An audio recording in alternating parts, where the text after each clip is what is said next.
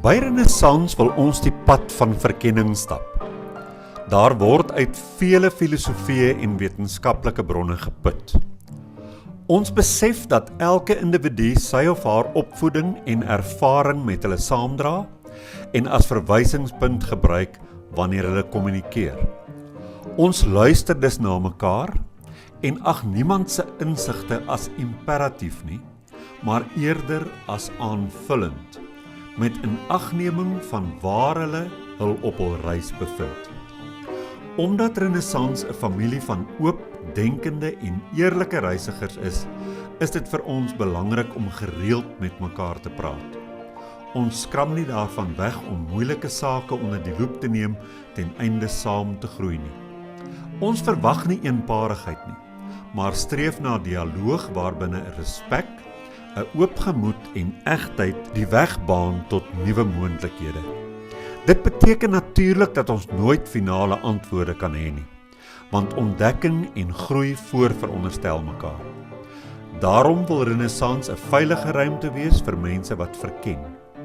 Ons weet dat daar in alle tradisies waarheid te vind is.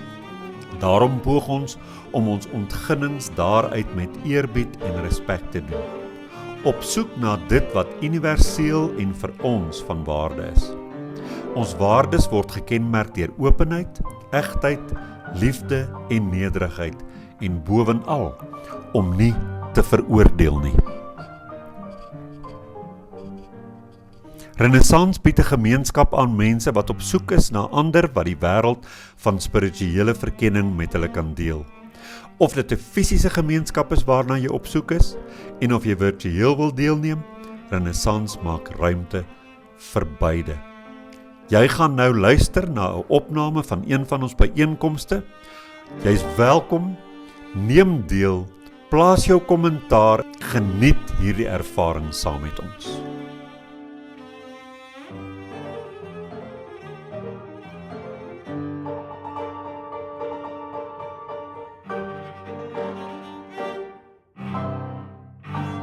Goeiedag vriende, ons wil julle herinner om Renaissans in gedagte te hou met jou finansiële beplanning.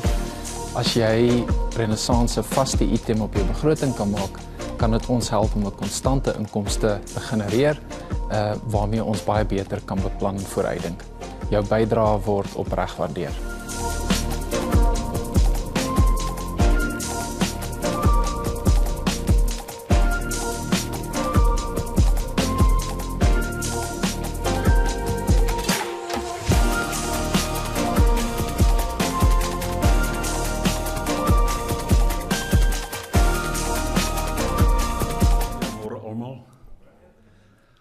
Baie welkom. Wonderlike weer, wonderlike mense wat hier sit, julle maak Renaissans warm. Ek sê dit nou die afgelope paar Sondae, want dit is hoe ek voel. Julle maak dit warm. Ek is net so lief vir die mense wat na ons luister op YouTube en op Facebook en so aan, maar daar's nie daai warmte wat hier is wanneer ons met ons lywe by mekaar is nie. En dan toe sy hier instap, toe sê ek vir Mietse, jette, hoe bevoorreg is ons dat jy 'n tweede keer sommer so kort na mekaar hier kan wees. Dis wonderlike klanke hierdie musiek. Ek geniet dit baie en ek glo julle ook. So ons gaan terstond verder na Jannie en Mietse luister.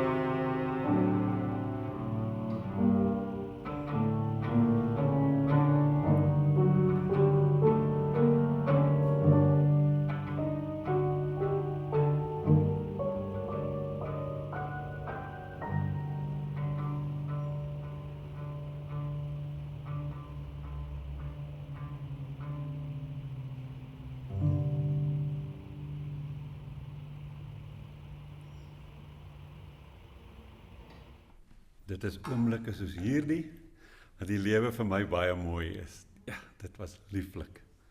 Dankie julle. So vanoggend is dit die 8ste praatjie in ons reeks oor die dooies wat vir ons dink. Dit gaan oor antieke wêreldbeskouings wat ons steeds vandag beheer. Nou nie ten volle nie, maar dikwels as 'n basis of 'n vertrekpunt vir wat ons nou glo. Nou vandag gaan ons praat oor Descartes. En hy het met hierdie beroemde stelling na vore gekom na 'n hele proses wat ek vandag vir ons gaan verduidelik, waar hy gesê het, ek dink, daarom is ek. En dit gaan oor 'n revolusionêre destyds, maar ook in ons samelewing, revolusionêre in twyfel trek van alles wat jy weet. Nie net glo nie, maar weet. Ek gaan nou vanoggend net so vir 'n oomblik so 'n bietjie van 'n Sondagskool ding doen as julle nie gaan omgee nie, en vra dat jy jou hand sal opsteek indien jy 100% seker is dat jy nou wakker is.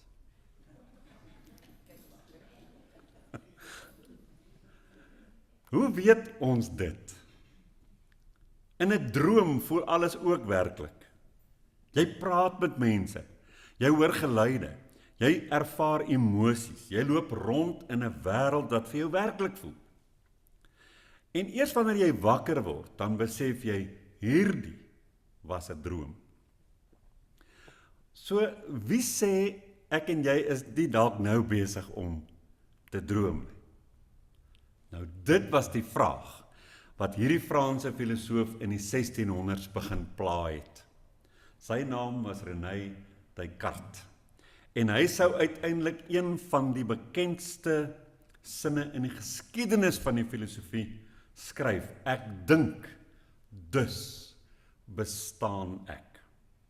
Maar om by daai stelling uit te kom, moes hy eers 'n baie radikale pad stap. Hy het besluit om alles wat hy ooit gehoor en geleer het en weet, in twyfel te trek. Nou, ons gaan kortliks vandag op sy voetspore stap. Ons gaan kyk na sy lewe, na sy radikale metodiese wyse waarop hy dinge in twyfel getrek het, en sy beroemde cogito ergo sum, sy skeiding tussen gees en liggaam, sy bydrae tot wiskunde en wetenskap, wat natuurlik heeltemal bo my vuurmaakplek is, maar ek sal daaraan raak, in soverre ek dit kan verstaan, sy botsings met die kerk, en dan die heel belangrikste, die slaggate waarin 'n mens vandag kan trap indien jy sy filosofie te ver neem. Nou, hy was eerstens 'n jong man wat nie sy professore wou glo nie. Descartes is in 1596 in Frankryk gebore. Toe hy 'n jaar oud is sy ma oorlede en sy pa en sy ouma het hom grootgemaak. Toe hy 8 jaar oud word, toe stuur hulle hom na een van Europa se beste skole toe, wat 'n Jesuïte college was. En daar het hy natuurlik uitgeblink en hy het alles geleer wat 'n opgevoede man in daardie kultuur en tyd moes weet. Dit sluit Latyn en Grieks, filosofie, teologie en wiskunde in. Maar die vertwyfeling het in hom begin kriewel, verstommend vir so 'n jong mens. Later skryf hy, ek het by die beste skole geleer, maar hoe meer ek leer, hoe minder is ek seker dat ek werklik enige iets weet. Dis 'n vreemde ontdekking. En ek weet ons sê dit vandag ook en baie van ons besef dit, dat jy kan baie kennis bekom sonder om seker te wees dat jy regtig enigsins iets weet wat waar is. Nou na universiteit studeer hy regte, maar hy raak bitterlik verveeld en hy sluit by die weermag aan en hy reis deur Europa as 'n soort van 'n soldaat-avonturier. In 1619, nou ek meen toe is hy 23. Toe sit Descartes alleen in 'n lekker warm kamertjie in Duitsland. Dis winter, dis ysig koud buite en daardie nag het hy 3 drome gehad. Ons weet nie wat hy gedroom het nie. Maar hy het geglo dat hy van daar af geroepe is. Wat was hierdie roeping? Hy wil 'n nuwe fondasie vir kennis daarstel. Nie gebaseer op tradisie nie. Met ander woorde, die kerk se oorleweringe nie. Nie gebaseer op gesag nie. Ook nie op goddelike openbarings wat deur mense ontvang word nie. Hy was op soek na 'n basis vir kennis wat op absolute sekerheid gebaseer is.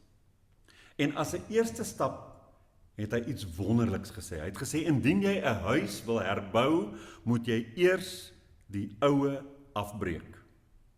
En daarom begin hy alles afbreek wat hy glo. Nou ek het in binneversiering, nie dat ek dit professioneel gedoen het nie, maar ek was met 'n vrou getroud wat dit studeer het ek hierdie ontdek en sy het dit die eerste maal vir my gesê in 1983. As jy enige vertrek wil laat werk, moet jy eers alle lelike elemente verwyder. Dit help nie jy gaan koop nuwe gordyne en nuwe ornamente of meubels en jy sit dit daarin en dink jy gaan van daardie plek af as 'n vertrekpunt werk nie. Jy moet elimineer wat nie werk nie. Sommige mense het 'n behoefte aan iets moois in die huis of kom ons verander en dan gaan koop hulle 'n nuwe vaas of nuwe kussings vir die banke. In die hoop dat die vertrek nou mooi sal wees. En hulle is dikwels nie daarvan bewus dat daar geen prentjie meer is nie en dat nuwe goed, nuwe elemente nie 'n nuwe prentjie kan laat vorm kry nie. Hulle sê daar kyk my mooi nuwe gordyne, maar nou ja, dan kan jy vra, het jy gesien dat dit geen verskil gemaak het behalwe om dit net nog meer deurmekaar te maak nie. En party mense se koppe en lewensfilosofie is so. Eklekties en soos die tyd aanstap gaan haal hulle nog geloofskonstrukte en sit dit net in die vertrek by. En die brein word oorvol soos 'n stoorkamer waar jy naderhand geen pad kan vind tussen al hierdie sogenaamde oortuigings nie. En daar kom sy metodiek vir 'n radikale stuk twyfelwerk handig te pas, ook in my en jou lewe.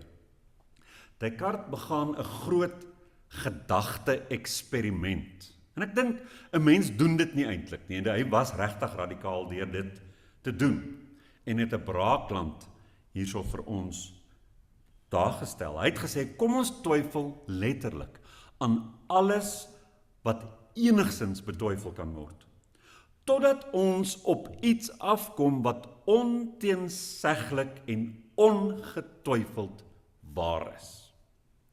Dit is soos om 'n vrugtemandjie in jou huis reg te pak.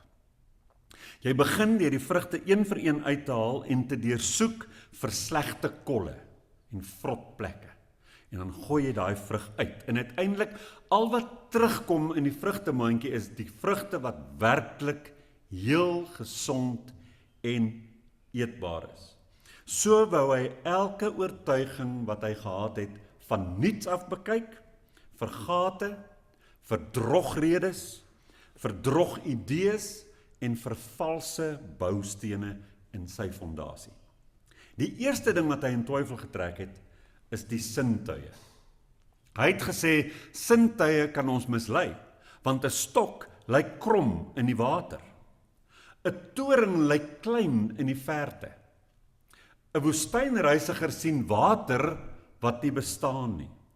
En vra hy, as my sintuie my dan somtyds mislei, hoe weet ek, hulle mislei my nie nou nie?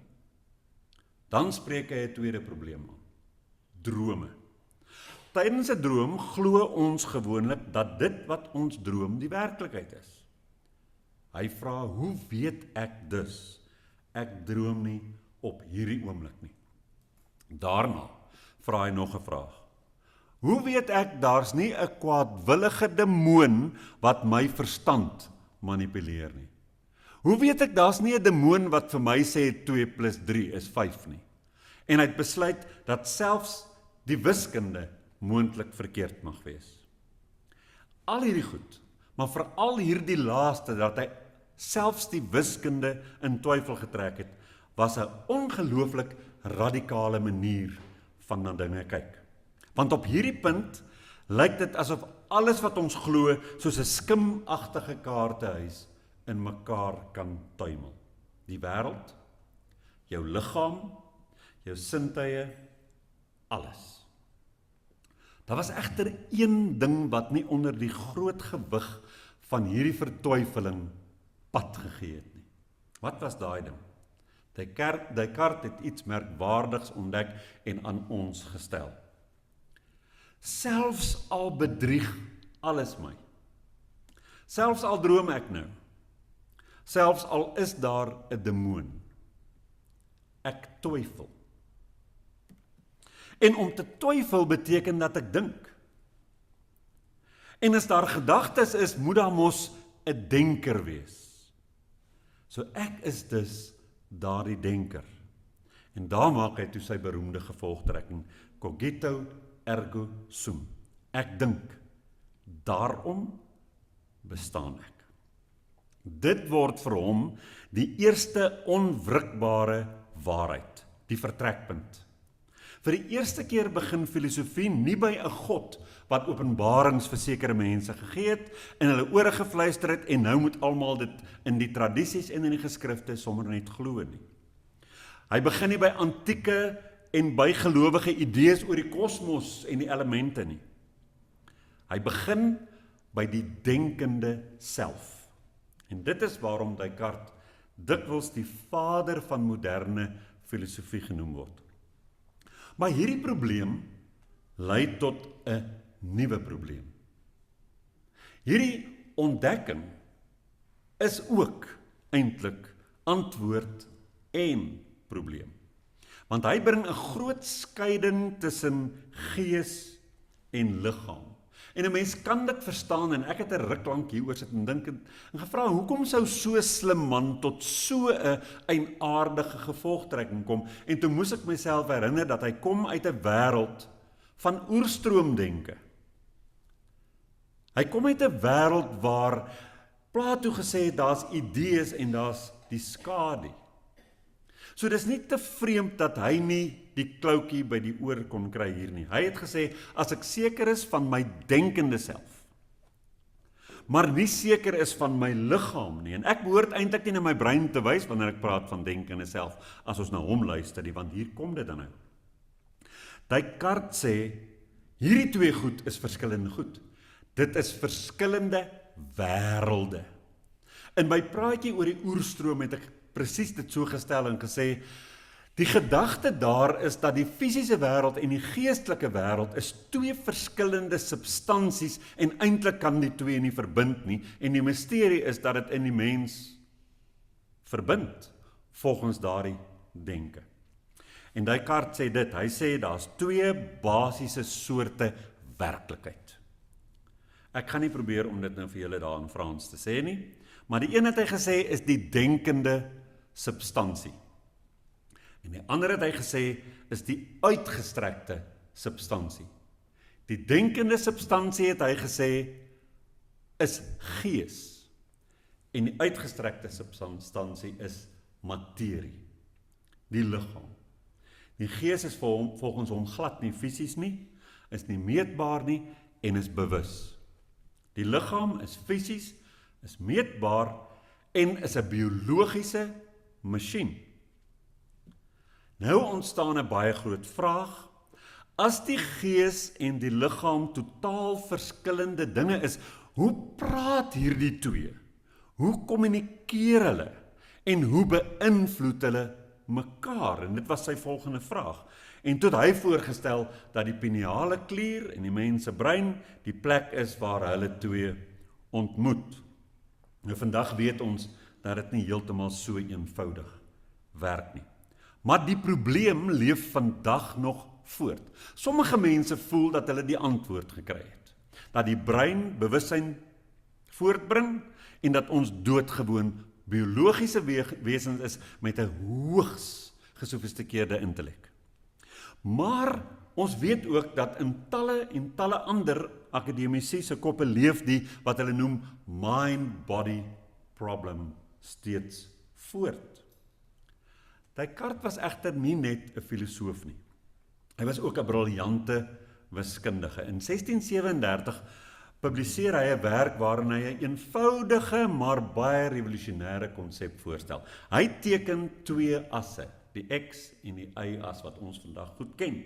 En so bring hy die wêreld van algebra en meetkunde bymekaar. Iemand stel dit so en sê Descartes het werklik die wiskunde plat gemaak. En was dit nie vir hierdie wonderlike voorstel van hom nie, kon ons nie vandag iets grafies voorstel nie, en ek en jy sou verdwaal wanneer ons probeer om iewers heen te ry waar ons nie weet waar dit is nie, want hy het ook selfs goed moontlik gemaak daarmee, soos my en jou navigasietoestelle, wat ons vandag gebruik, om nie te praat van ingenieurswese en moderne fisika nie. Descartes was letterlik 'n mens wat die taal van die moderne wetenskap help vorm het. En ek sê dit spesifiek om vir ons 'n profiel van hom te teken, dat ons kan verstaan, jy het hier met 'n uiters intellektuele denker te doen. Maar hoewel Descartes self, as hierdie denker en hierdie groot wiskundige, 'n katholieke gelowige was, het die kerk hom nooit heeltemal vertrou nie, en mense kan verstaan waarom. Hy het ook pas gesien wat met Galileo Galilei gebeur, en toe besluit hy, o aarde, ek moet so bietjie saggies en so bietjie siekies, en hy was baie versigtig vir die kerk. Hy het self sensuur op sy werk toegepas, en het baie laat in sy lewe eers publiseer, en ten spyte daarvan het die kerk in 1663 al sy boeke op hulle verbode lys geplaas. Niemand mag dit lees nie. Die ironie is dat hy glad nie 'n rebel was nie. Hy doodgewoon alles ten diepste bevraagteken. En dit het ons nou al gesien in hierdie reeks ook. Geen gemeenskap hou van vrae nie. En veral hou gemeenskappe nie daarvan dat jy hulle kinders leer om vrae te vra nie. Jy moet hulle brein spoel en indoktrineer. Dit was sekerlik Descartes se grootste geskenk aan my en jou. Is daardie kwessie van ek gaan nie glo wat ek glo nie. Ek sal dit aanhoudend uitpak uit die mandjie, bekyk en dan terugsit as ek daarvan seker is. Ek gaan met vrae leef. Vrae wat aan myself gerig word, nie net vrae wat gerig word aan diegene daar buite en die konstrukte wat hulle glo nie. Maar daar is ook slaggate waarmee Descartes ons bedien het. En dit kan ek vir ons vanoggend met redelike sekerheid sê. Hy was briljant, maar sy filosofie kan jou ook na 'n plek heen lei wat nie so wenslik is nie. En die eerste een is 'n solipsisme. Wat beteken dit? Dit beteken dat as jy twyfel te ver neem, so ver dat jy tot die slotsom kom dat bewussyn al is wat is, dan word dit 'n miskenning van jou liggaam en die wêreld. En dit word 'n eensame wêreld vir baie mense. Interessant genoeg sien ons vandag moderne weergawe hiervan. Sommige mense glo byvoorbeeld dat die wêreld net 'n simulasie is. Nou, 'n mens kan natuurlik sulke vrae vra en die moontlikheid verken, en daar is vele vertrekpunte waar langs mens by daardie afleidings kan kom. Maar ek wonder dikwels, en hier praat ek nou net my hart, ek wonder dikwels waarom mense behep raak met sulke teorieë. Dit word vir my niks anders nie as die oorbeheptheid van godsdienstige mense met geestelikheid.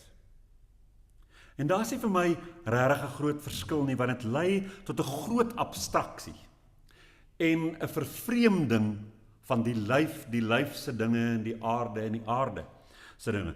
Waarom sou enige mens, en dis ook 'n vraag wat in my leef, en ek het dit al dikwels hier geuiter, waarom sou enige mens ander mense se ervarings, emosies en lewens afmaak met stellings soos, dis nie werklik nie. Dis alles net bewussyn. Wat skuil daar agter, is my vraag. Wat skuil daar agter? Dalk is dit 'n gat in daardie persoon se koneksie met alles. Ek dink 'n mens kan teoreties en wetenskaplik met goed stoei, en jy kan weet dat daar is nog baie om te verken, en jy kan op 'n pad van verkenning en teoretisering bly. Maar intussen moet 'n mens leef.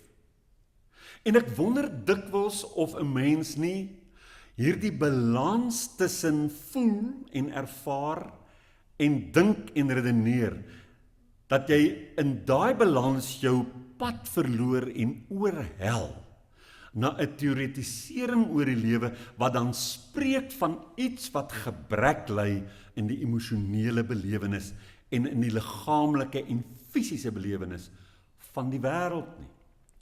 En waarom ek dit sê, word beantwoord in die volgende probleem waarmee hy ons laat. En dit is die mind-body probleem. As gees en liggaam twee verskillende goed is, dan bly die vraag leef, hoe werk hulle saam? En ons weet Plato het hierdie hiërargie gehad, van rede en die liggaamlike is baie minderwaardig. En dis wil ek sê, 'n invalshoek, of kan ek die lelike woord mentaliteit gebruik, wat dikwels in ons modernistiese samelewing leef. Ons is intellektueel, so ons voel, as jy slim is jy bo. En as jy dink, is jy besig met die hoogste goed. En alles, hoe verder dit aards en materieel raak, hoe minder waardiger word dit. Die moderne wetenskap wys vir ons iets waarop ek verlede week ook gewys het, en dit is dat 'n mens waarvan die deel van die brein wat voel beskadig is, wat emosie ervaar beskadig is, as daai deel beskadig word, kan daai mens met alle redelike fakulteite nog steeds in plek nie besluite neem nie, want besluite word redelik en emosioneel geneem. Jy kan nie besluite neem sonder dat jou emosies saam met jou rede werk nie. En die neurowetenskap het hierdie goed uitgewys, dat daar is 'n sterk koppeling tussen breinprosesse en ons ervarings, en ons besluite, en ons slotsomme, en ons waardes, hoe ons bewus is van dit waarmee ons te doen het. En ek weet, en ek het net nou gesê, daar's baie wetenskaplikes wat tans volstaan daarby, dat bewussyn bloot 'n produk van die brein is. Daar's talle ander wat sê, daar's iets wat ons ontwyk, en ek hou daarvan dat mens by 'n plek gaan staan, waar jy versigtig is, om van die trein af te klim, voordat hy by die stasie stilgehou het. Die feit dat neurowetenskaplikes wat uiters intelligente mense is, nog soek na die aard van bewussyn, ten spyte daarvan dat ander voel hulle het by die antwoord uitgekom. Ek gaan soek die rede vir daardie verdeling tussen hierdie groepe, gaan soek ek in daai persoon se samestelling. En omdat ek hulle nie ken nie, weet ek nie, maar gebaseer op wat ek nou weet van hoe ons koppe werk, kan ek my voorstel dat daar diep persoonlike redes is, waarom sekere mense kies om te glo, ons is bloot biologie, en ander mense sê, ons is dusver soos wat ons kan sien bloot biologie, maar dit lyk asof iets ons ontwyk. En ander sê, ek val vir 'n teorie, dat alles doodgewoon geestelik is, en dat materie nie so belangrik is nie, en nie eintlik 'n rol behoort te speel nie. Ek glo dat as ons mooi gaan dink, het ons na al ons analises, wat ons met opregtheid doen, en eerlikheid, het elkeen van ek en jy 'n keuse gemaak. Soos wat ons motor kies, ons beroepe kies ons wat ons glo. Ons is nie bewus daarvan nie, want dit is 'n besluit wat geneem word met al jou elemente saam. Maar emosie en jou emosionele konneksie met die wêreld speel 'n geweldige groot rol hier. En daarom voel ek, as 'n mens eerlik wil wees vandag, as ons as mense wat wetenskaplik is, maar ook, ek dink tog sekerlik gesofistikeerd in ons emosionele regulering en selfbewustheid en kennis, dat ons nie by 'n plek behoort te kom waar ons luidkeels kan verkondig dat ons presies weet hoe bewussyn werk en hoe die skakeling tussen ons bewussyn en ons breine daaruit sien nie. Ons moet lief sê, nou dis my pleidooi, ons moet lief sê, ons weet nie alles daaromtrent nie. Wat ons weet, en daar hou ek van vertwyfeling. Ek is iemand wat in my eie geloofslewe baie sterk werk met dit kan ek beslis nie glo nie. Want ek kan die antieke herkoms daarvan bloot lê en dan vir myself sê, ek kan nie so iets glo nie. Maar waar dit kom by ander dinge waar ek vir myself moet vra, glo jy hierdie? En dit is nie so duidelik dat die basis vir waarom dit geglo word heeltemal wankelrig is nie, dan los ek dit tot later.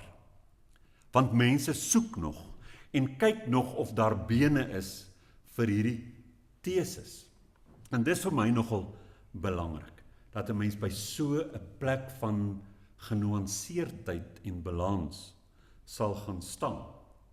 Maar die derde probleem is subtieler. Die derde probleem waarmee Descartes ons bedien. Omdat hy rede so hoog gestel het, dat die liggaam en emosies byna verdag is. En ek wil amper sê, in sy filosofie, totaal en al verdag is. Hy wil niks glo wat sy sintuie in sy liggaam vir hom meedeel nie. Ons weet vandag, emosies help ons besluite neem. Intuïsie speel 'n ongelooflike kardinale rol in kreatiwiteit. En ons liggaamlike ervaring werk mee om ons denke te vorm. Jou intellek, en ek gaan dit weer sê, jou intellektuele beredenerings is nie losgemaak van wat jou liggaam op hierdie aarde en in jou lewe ervaar nie. Rede is geensins belangriker as liggaam en emosies nie.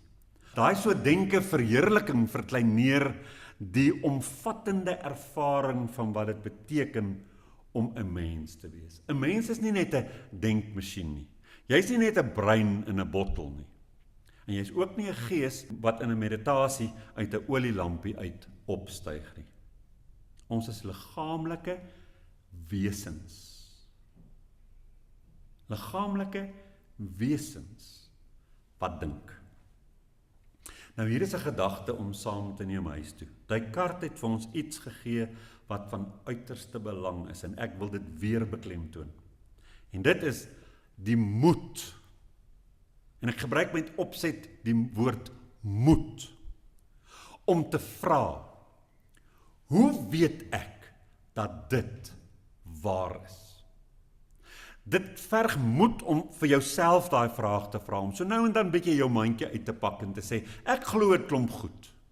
Hoe weet ek dat dit waar is? En te gaan soek vir iets daar wat onteenseglik waar is, en indien daar gate is, dit uit te gooi. En indien daar vertwyfeling is, dit net eers te laat. Maar dit verg bitter groot moed om dit in 'n sosiale konteks en in 'n familiekonteks ook te vra. En ek is 'n voorstander daarvan dat mens saggies werk met mense wat anders as jy glo en dink. En dat jy nie jou familieverhoudings versuur deur in hulle gesig blaatant aspris bevraagtekenend te wees nie. Maar daar is 'n manier om verhoudings te behou en steeds die wêreld te help om vrae te vra en te dink. Daar is slim maniere om met emosionele intelligensie in jou familielewe en in jou vriendekring om te kom en sekere goed wat somme maar net geglo is omdat dit oorgelewer is of sogenaamd Godsopenbarings is en op antieke bene staan om dit te bevraagteken sonder om blaatant of onbeskof te wees en steeds die verhouding te eer en te behou. En hierdie ding, hoe weet ek dit is waar, lê aan die hart van die moderne wetenskap en dankie tog daarvoor. Maar Descartes se storie leer ons ook iets anders. As ons rede losmaak van ervaring, van liggaam en wêreld, dan verval ons baie maklik in abstraksie. En vir slim mense is dit baie maklik om in hulle koppe te leef.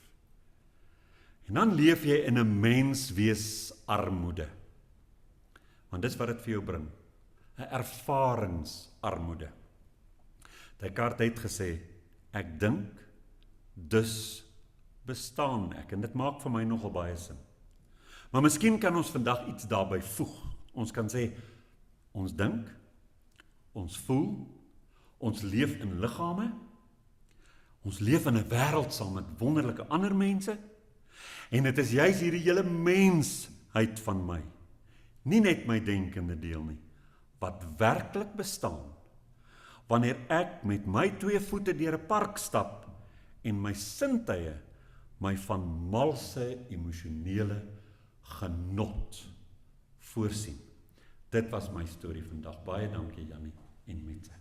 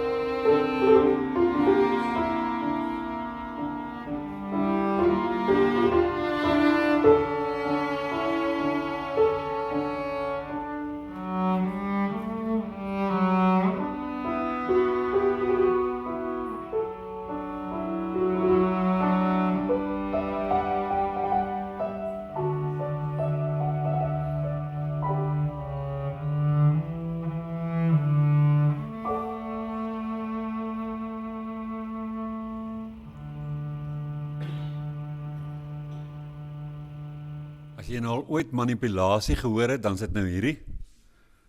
Van vandag af gaan ek nie meer melk drink nie, so ek gaan nie 'n Milo drink soos gewoonlik daar nie. Maar 'n yskoue koffie wat swart is.